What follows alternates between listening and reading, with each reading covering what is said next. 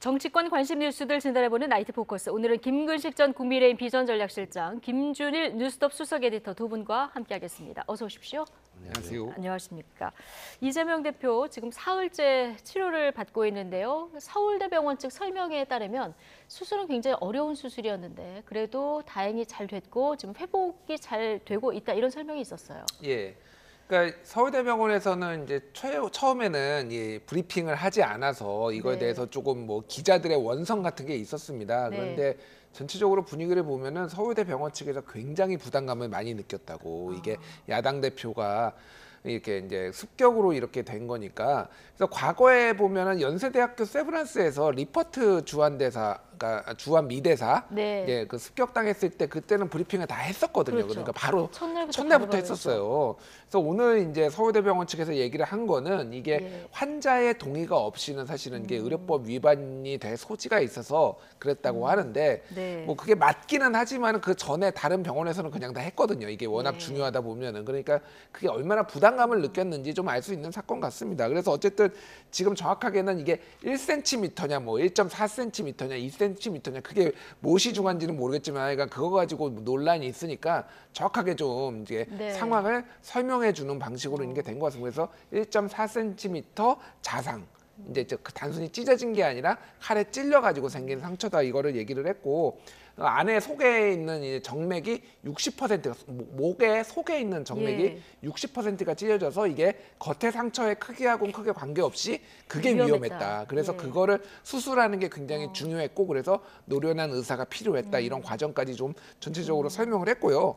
지금 이재명 대표는 지금 일반 병실로 옮겨져 가지고 미음까지 먹고 간단하게 의사 표현 정도는 할 수 있는 정도. 그래서 새해 복 많이 받으세요라고 인사 정도까지 어느 정도는 할 수 있는 정도까지 회복이 됐다고 합니다.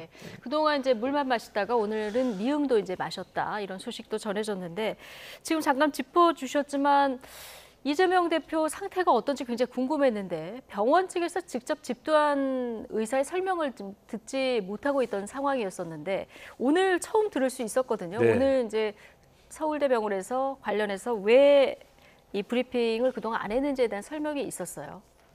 그 말로 이제 우리가 해명을 들어보면 아까 말씀하신 의료법 그리고 개인정보법 위반의 의미가 있기 때문에 환자 당사자의 동의가 필요했다. 근데 이제 그 수술한 당일날은 환자가 깨어나지 못했을 거 아닙니까? 그러니까 그 다음날 또 생각했는데 그 다음날 환자가 의사표시가 안 된다고 한다면 아마 환자가 조금 의식을 회복해서 의사표시가 가능할 때 환자의 동의를 득하고 했다는 이야기거든요. 뭐 설명은 또 이해가 됩니다. 그러나 아까 말씀하신 것처럼 그 개인정보보호법에서 말하는 그 환자의 내밀한 의료정보나 개인정보를 보호해야 된다는 이 입법 취지하고 그러나 제1야당 현직 당대표이고 유력한 정치인의 엄청난 이 충격적인 사건의 이 후유증이 어떻게 될 것인지, 수술의 경과는 어떤 것인지, 민주당 지지자들이나 또 정치에 관심 있는 분들, 국민들이 또 알 권리라는 또 하나의 가치가 있거든요. 두 개를 놓고 봤을 때 저는 대부분의 경우는 알 권리 차원에서 환자 개인의 내밀한 그 개인정보나 의료정보는 공개하지 않는 선에서 충분히 수술의 어떤 그 진척 상태라든지 수술 이후의 경과에 대해서는 설명할 필요가 있다고 생각을 해요. 그렇기 때문에 아마 저는 서울대 측이 조금 미적미적되면서 대응을 좀 브리핑을 늦게 하는 바람에 불필요한 논란을 자초한 게 아닌가 좀 생각이 들고, 저는 또 하나 이해할 수 없는 것은 처음에는 브리핑을 하겠다고 문자를 다 보냈다가 갑자기 예정했던 브리핑을 취소했거든요. 그러니까 이 과정에서 과연 도대체 어떤 외부적 판단이나 정무적 고려가 들어갔던 것인지 아니면 뭐 법리적 자문을 한 것인지 그 부분에 대한 것도 설명이 좀 부족했고, 특히나 오늘 제가 아쉬웠던 것은 결국은 수술한 지 3일 만에 이제 뒤늦게 브리핑을 했는데 일절 기자들 질문을 답하지 않았습니다. 그러니까요. 본인 하고 싶은 말만 딱 하고 들어갔거든요. 그러니까 기자들 질문 받지 않겠습니다 하고 들어갔습니다. 이건 굉장히 국민들의 알 권리 차원에서도 굉장히 제가 볼 때는 불충분한 설명이죠. 이제 그런 여러 가지 지점들은 저희들 입장에서 서울대병원 측에 지적하지 않을 수가 없습니다. 그러니까 김준일 에디터 얘기하신 대로 서울대병원 측에서 굉장한 부담을 느꼈을 이럴 가능성이 큰데 어쨌든 이 부산대병원에서 서울대병원으로 전원이 된 과정에 대한 것도 국민들이 많이 궁금해했었는데요.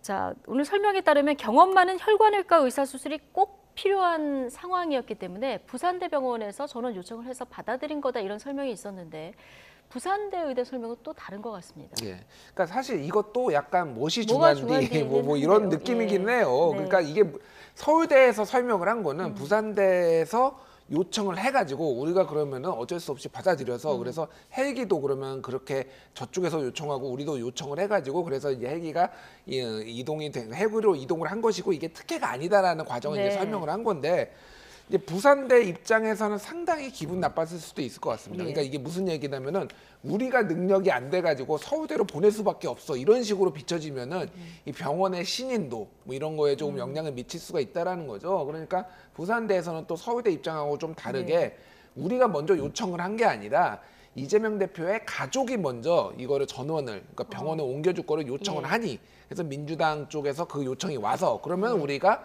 그거에 대해서 인정을 허락을 해주겠다 소위 말해서 그래서 협의를 해가지고 옮긴 거다. 우리가 그 얘기는 말하지 않았지만 우리가 실력이 부족해서 이거를 옮긴 건 아니다. 요 얘기를 진짜 하고 싶었던 것 같아요. 그래서 좀 사소한 신경전인데 좀 투명하지 않은 이런 게 오히려 조금 계속 뭔가 오해를 좀 불필요한 논란, 오해 예를 들면 이제 뭐 소위 말하는 가짜 뉴스가 뭐 이를테면은 뭐 나무젓가락으로 찔렀네 이런 게 있으면은 이거 빨리빨리 해주는 게 맞거든요. 정확하게 조금 그 상황이 어떤 거고 왜 이게 급한지 이게 조금 너무 서울대가 말씀하셨다시피 몸을 사리면서 약간 이게 더 논란이 커진 것 같아요. 황당한 얘기들도 돌고 좀 아쉽다는 생각이 좀 듭니다. 그러니까 오늘이라도 아까 말씀하신 대로 기자들 질문 하나씩 좀 답을 해줬으면 어땠을까 이런 생각도 드는데. 충격적인 피습이었습니다만 다행히 서서히 회복 중이라 그러니까 다행인데요. 이재명 대표 당무 복귀 의지 매우 강한 것으로 전해집니다. 홍익표 원내대표 발언 듣고 오시겠습니다. 일반 병실로 조기 옮기는 거하고 그다음에 빠른 시간 내에 당무 복귀는 아마 의지는 갖고 계신데 그거는 뭐 대표님의 생각하고 또 의료진의 판단이 따라야 되기 때문에 그걸 뭐 좀 지켜봐야 될 것 같습니다. 대표 결재가 필요한 사안 같은 거 지금 어떻게 처리하고 있는 겁니까 그러면? 지금 중요한 그 당무 같은 경우는 조금 홀드하고 약간 좀 보류하고 있고요. 병원에 계셔도 좀 우리가 그 면회가 좀 자유로워지면 그때 가서 말씀을 드리고 또 대표의 의견을 들어서 결정하면 되기 때문에 그렇게 당무가 오랫동안 정지되거나. 네. 자, 이재명 대표 지금 당내에서 이탈 움직임도 있고요. 그리고 인재위원장도 맡고 있기 때문에 인재 영입에도 좀 속도를 내야 되는 상황이라서 마음은 굉장히 급할 것 같고 오늘 보면은 당무 복귀 의지가 매우 강하다고 전해지고 있는데 자, 문제는 이재명 대표 상태가 당무를 볼 수 있을 만큼 호전이 돼야 되는데 어떻게 전망하십니까? 그 병상에서라도 당무를 좀 이런 의지라면 보게 될까요? 그러니까 뭐 일상적인 당무 같은 경우 사실은 뭐 사무총장 선에서 전결할 수 있는 사항들이 좀 많이 있을 거고요. 그다음에 원내대표가 중심이 돼서 원내 상황이나 입법 관련된 의정 활동은 또 하는 게 많이 있을 거고 그러나 이제 총선이라는 큰 행사를 지금 앞에 두고 있는 상황이기 때문에 총선을 앞둔 굵직굵직한 의사결정은 필요한 게 있을 겁니다. 그런데 공천관리위원회 구성이라든지 총선기획단 회의를 챙기는 거라든지 그다음에 인재위원장을 맡았기 때문에 인재영입을 계속 발표를 해야 되지 않습니까? 뭐 이런 것들에 대해서는 사실은 중요한 당무가 있는데 일단 이런 있어서는 안 될 충격적인 테러로 인해서 지금 수술을 받고 지금 쉬고 있는 상태이기 때문에 쾌차가 되고 그다음에 일상적인 활동이 가능한 정도의 건강이 회복된다고 한다면 당연히 그건 이재명 대표 입장에서나 그리고 민주당 입장에서는 하루빨리 신속하게 당무에 복귀하는 건 뭐 당연한 수순이라고 봅니다. 그렇기 때문에 지금 홍익표 원내대표가 말하는 것처럼 빠른 시일 내에 이른 시일 내에 당무에 복귀할 예정이고 다만 그 지금 병상에 있는 동안 당무가 좀 미뤄지는 것에 대해서는 최대한 좀 역할을 분담해서 그 알릴 건 알리고 아니면 알릴 필요가 없는 것들은 또 그 선에서 결정하는 방식으로 아마 저는 상황을 관리할 거라고 보고요. 저는 당무 복귀 자체는 크게 문제는 없을 거라고 생각합니다.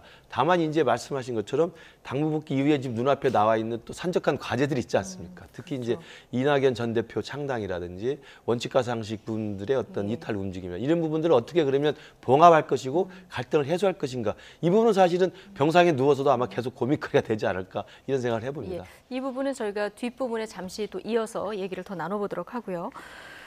자, 이재명 대표 습격 피의자 60대 남성.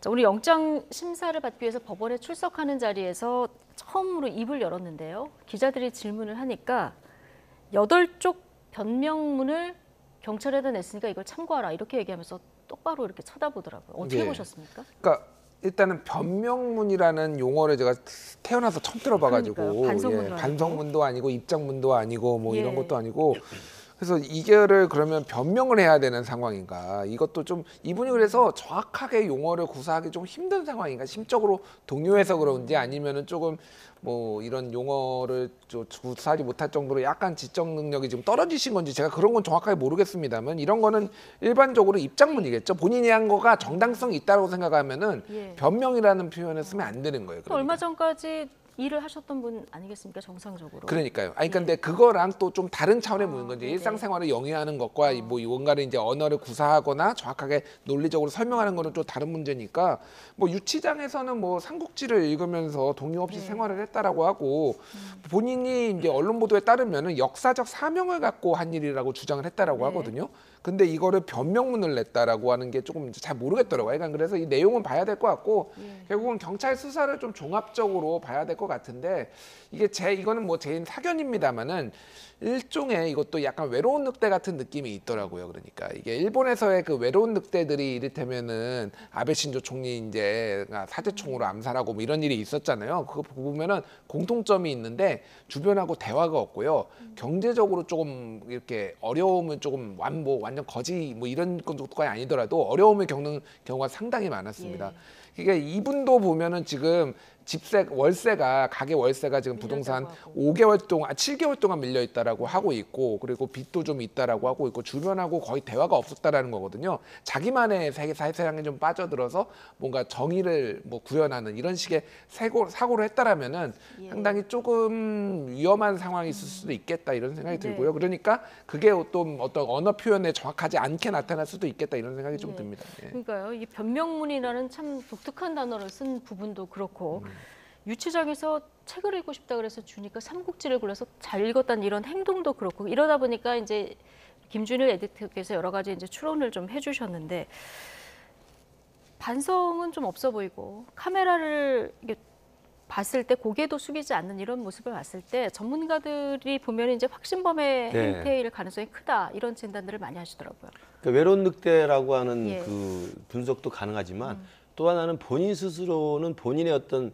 동굴에 사로잡힌 본인의 사고방식에 이렇게 사로잡혀서 확신범의 수준에서 이분들에 대해서 정당성을 갖고 하는 것 같아요. 그러니까 보통 저런 정도의 엄청난 사건을 저지른 범인이라고 한다면 재판정에 들어갈 때 대부분 고개를 숙이거나 카메라를 다 피하잖아요. 그렇죠. 근데 굉장히 카메라를 정면으로 쳐다보고 고개를 들고 있고 그다음에 변명문을 이미 보냈다. 그걸 참고하라고 했던 것은 내가 무엇을 잘못했다라고 하는 설명과 사과가 아니라 내가 이러이러한 의도와 이러이러한 목적으로 했다라고 하는 자기 스스로에 대한 정당화를 적어놨다는 거거든요. 근데 이제 변명문이라는 이상한 표현을 썼습니다만 제가 볼 때 해명하겠다는 해명의 뜻을 아마 당황스러워서 변명문을 하는지 모르겠습니다만 명확한 것은 이번에 했던 이 정치적 테러라고 하는 범죄 행위에 대해서 죄의식이 아직은 없다는 것.